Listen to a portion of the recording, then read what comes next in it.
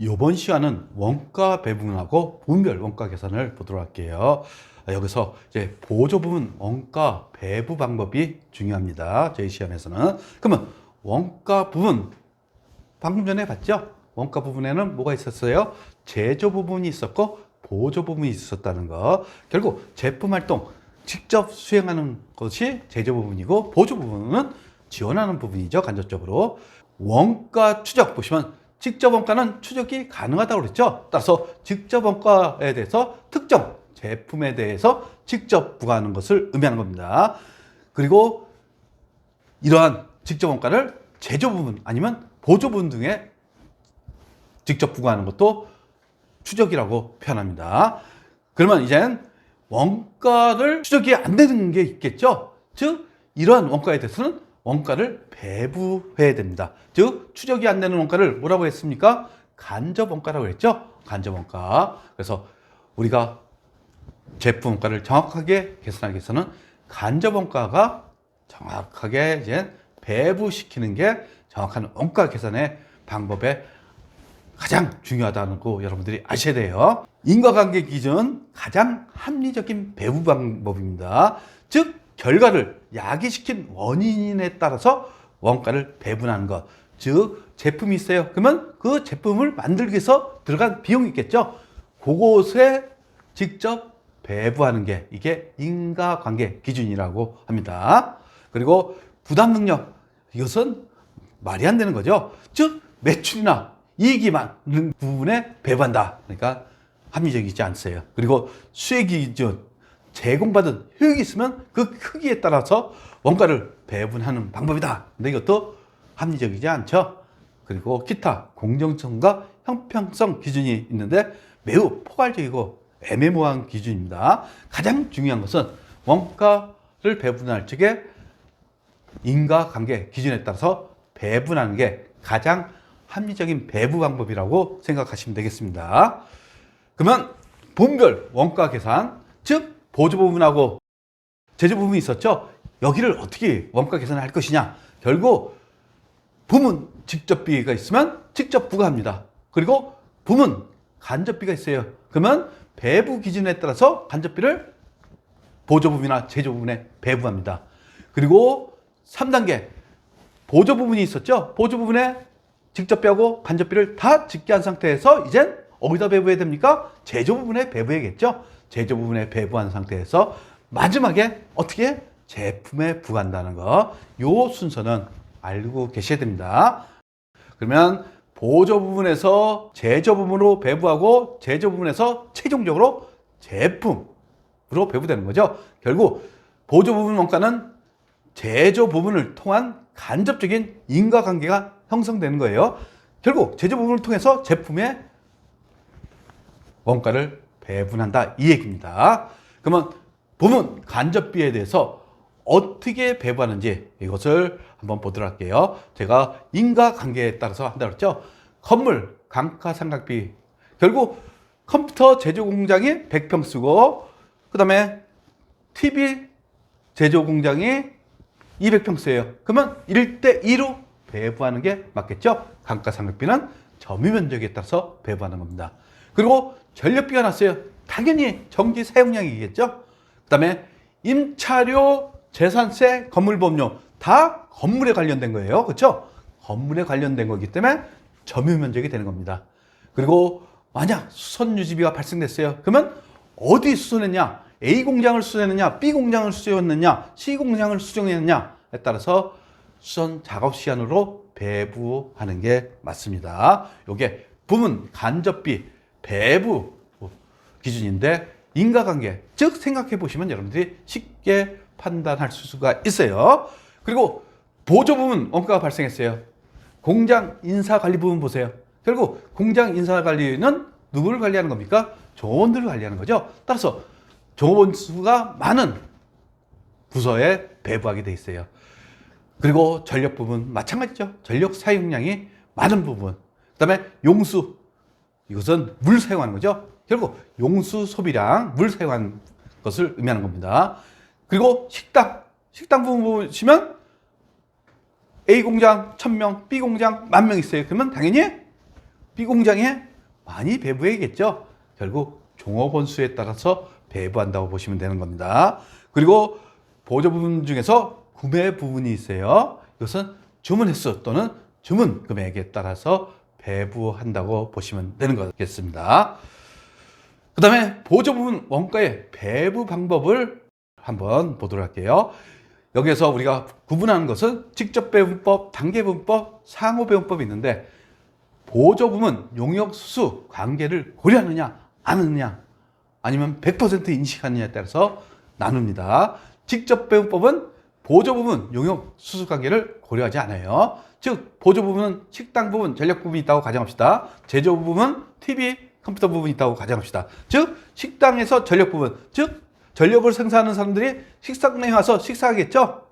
이럴 경우 있고, 그 다음에 전력에서 어떻습니까? 식당도 전기 사용하죠. 그러면 전력 부분에서 제공하는 거죠.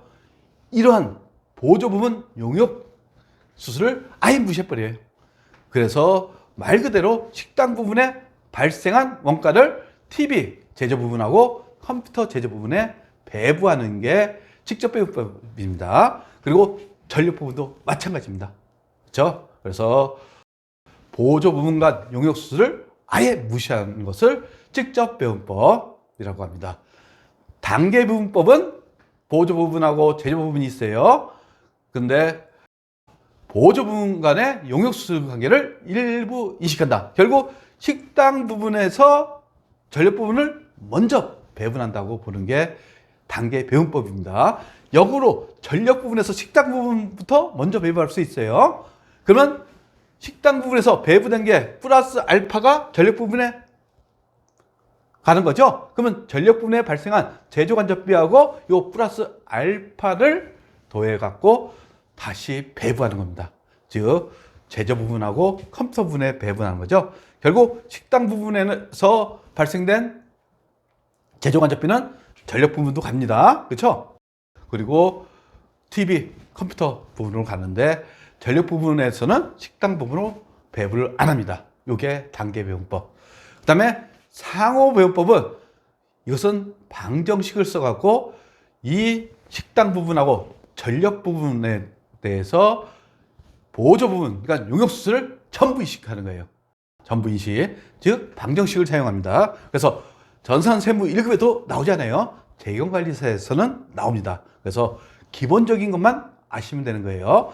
그리고 나서 식당 부분에서 동시 배분하는 거예요. 그리고 전력 부분도 마찬가지로. 그래서 보조 부분 간 용역수수를 100% 인식하니까 가장 정확한 원가 계산 방법이 되겠죠. 그리고 직접 배분법이 가장 정확도가 떨어집니다. 그러면 보조 부분 원가 배분 방법을 요약해 보도록 할게요. 지금 보시면 용역수수 관계를 전부 인식한 것은 상호 배분법, 일부만 인식한 것은 단계 배분법, 직접 배분법은 전혀 인식하지 않습니다. 장점, 직접 배분법은 간편하죠. 그리고 상호 배분법은 아주 정확해요.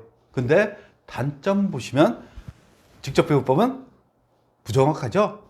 그런데 상호 배분법은 복잡합니다. 복잡한 대신에 정확하다고 보시면 되는 겁니다. 그리고 언제나 단계 배분법은 중앙에 있다고 보시면 되는 거죠. 그럼 한번 직접 배분법에 대해서 한번 우리 예제를 보도록 할게요.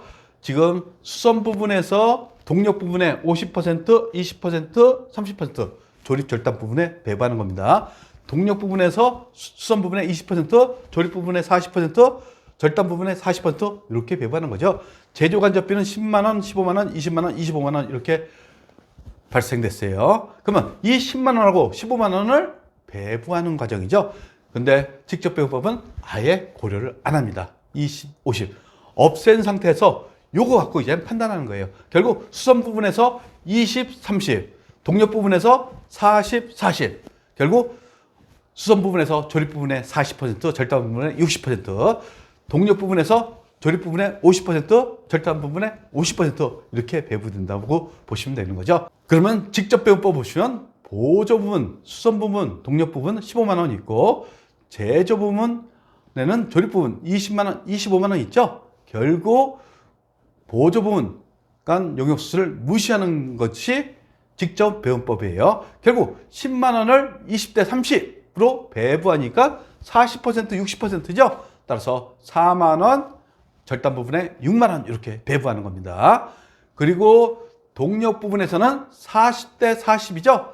결국 15만 원 갖고 7만 5천 원 이렇게 배부하는 거죠. 그러면 이렇게 보조 부분 원가를 배분할 수가 있어요. 그럼 표를 갖고 한번 수치를 넣어 보도록 할게요. 지금 보조 부분에 수선, 동력, 조립, 절단 부분에 배부전 원가가 있어요. 여기서 수선 부분에서 동력 부분에 제로죠? 왜? 직접 배분법이니까. 그리고 20대 30으로 배분하는 겁니다. 따라서 수선에서 동력은 배분 안 하고 동력에서 수선도 배분하지 않습니다.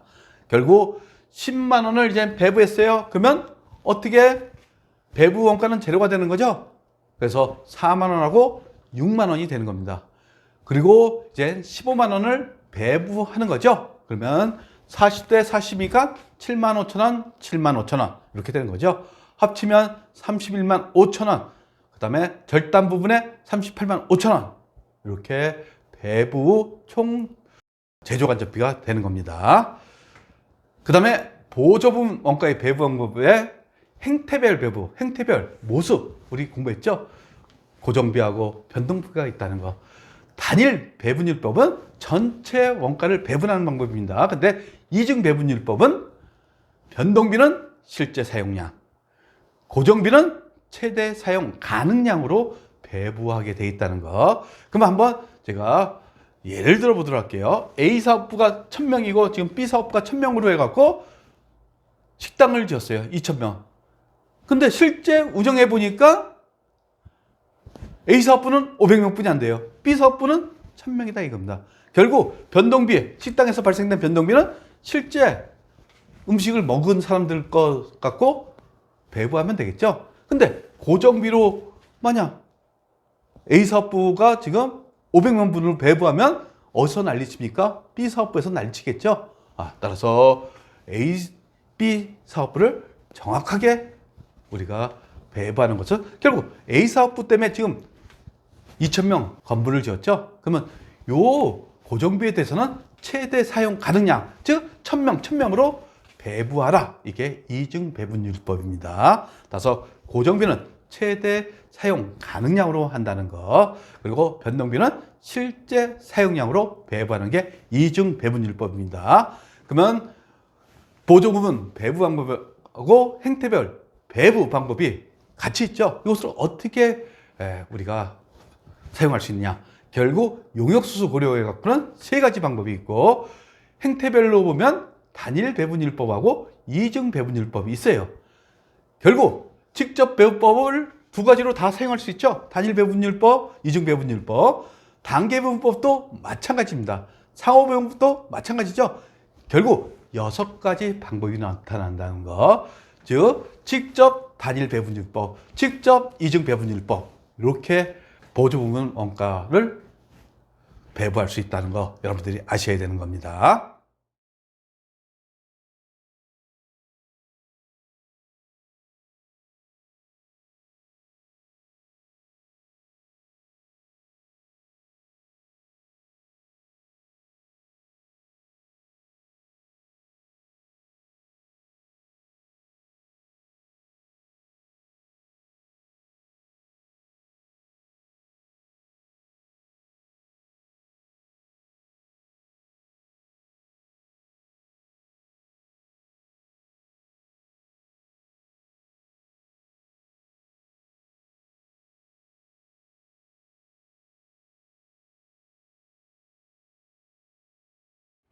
구독과 좋아요는 우리에게 큰 힘이 됩니다.